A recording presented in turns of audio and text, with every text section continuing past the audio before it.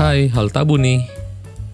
Republik Kuba adalah sebuah negara berdaulat yang terdiri dari Pulau Kuba, Isla de la Juventud, dan beberapa kepulauan kecil. Kuba terletak di pertemuan antara Laut Karibia, Teluk Meksiko, dan Samudra Atlantik di Karibia Utara. Negara ini berada di sebelah selatan Florida dan Bahama, di barat Haiti, dan di timur Meksiko. Havana adalah kota terbesar dan ibu kota negara. Sementara kota-kota besar lainnya termasuk Santiago de Cuba dan Camagüey. Pulau Kuba merupakan pulau terbesar di Karibia dan merupakan yang kedua terpadat setelah Hispaniola dengan lebih dari 11 juta penduduk. Seperti halnya negara lain di dunia, Kuba memiliki beberapa hal yang dianggap tabu oleh pandangan dunia. Inilah beberapa hal tabu atau larangan dan aturan di Republik Kuba yang hal tabu ini rangkum dari berbagai sumber. Yang pertama, ada larangan bagi wisatawan untuk menginap di sebuah hotel di Kuba. Hotel yang dimaksud adalah Hotel Cuban Military atau Hotel Militer Kuba. Dan ini merupakan peraturan yang sangat penting yang harus diperhatikan oleh wisatawan yang berkunjung ke sana. Namun, jangan khawatir tentang akomodasi atau penginapan, karena Kuba menyediakan banyak pilihan penginapan yang bisa dipilih. Bahkan, ada juga beberapa penginapan yang memiliki program untuk membagikan sebagian uang hasil sewa kamar ke masyarakat setempat. Yang kedua, jangan berbicara dan menghebatkan tentang Amerika Serikat di tempat umum di Kuba. Yang belum tahu, Kuba sejarahnya adalah jajahan Spanyol. Tapi saat Spanyol dikalahkan oleh Amerika Serikat pada tahun 1898, yang menjadikan Kuba diserahkan ke Amerika Serikat. Kemudian Kuba mendapatkan kemerdekaannya pada tahun 1902. Tapi sebagai pengganti kemerdekaannya, Amerika Serikat meminta tanah di Teluk Guantanamo untuk dijadikan pangkalan militer.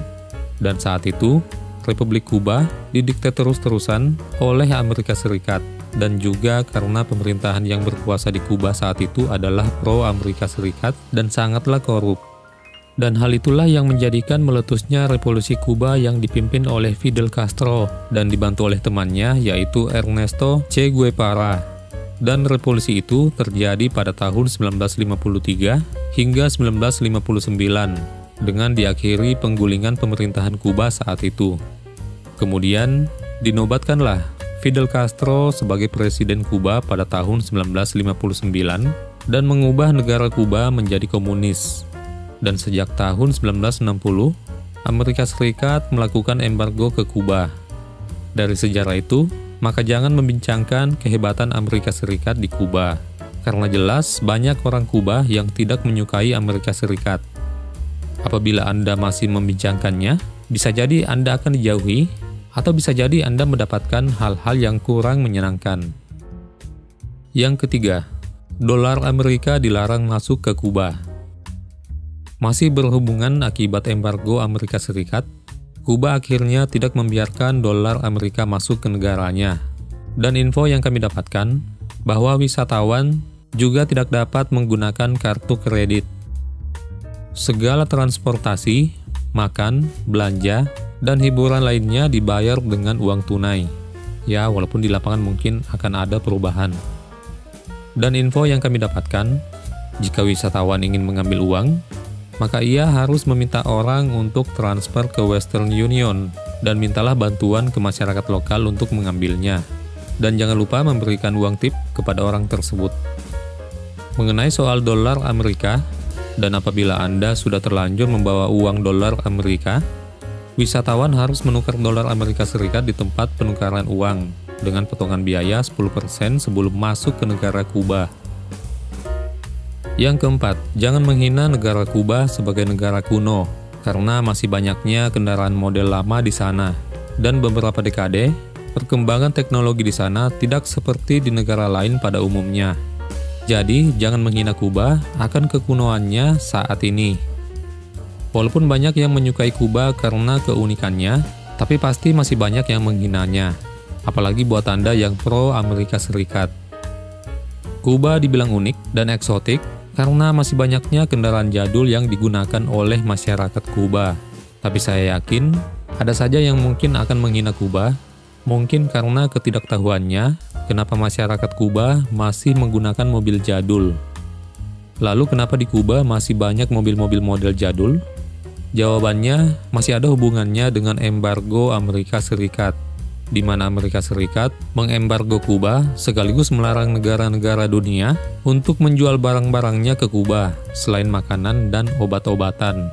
Dan itu artinya, terbilang lama negara Kuba tidak ada mobil baru yang masuk ke negara Kuba setelah embargo.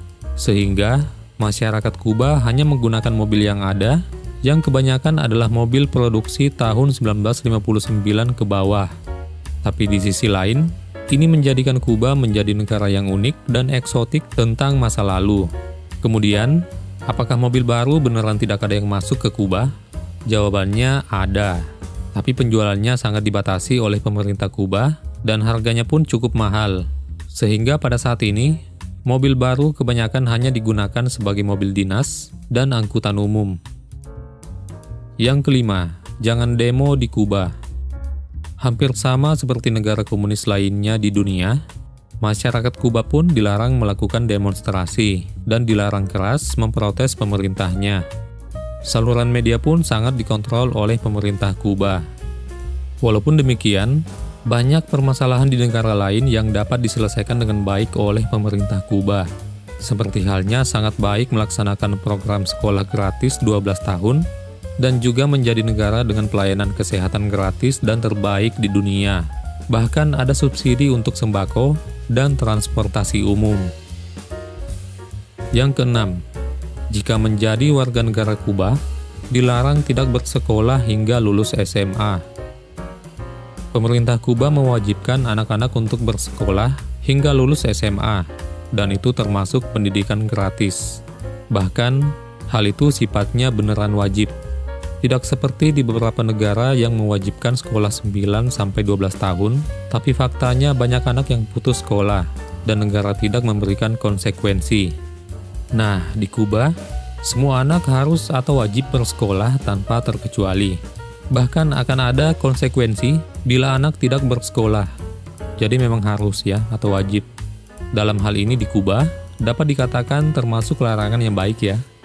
Bahkan katanya, semua sekolah dan universitas dikelola oleh negara, dan hal ini menciptakan negara Kuba sebagai salah satu negara yang memiliki angka literasi tertinggi di dunia.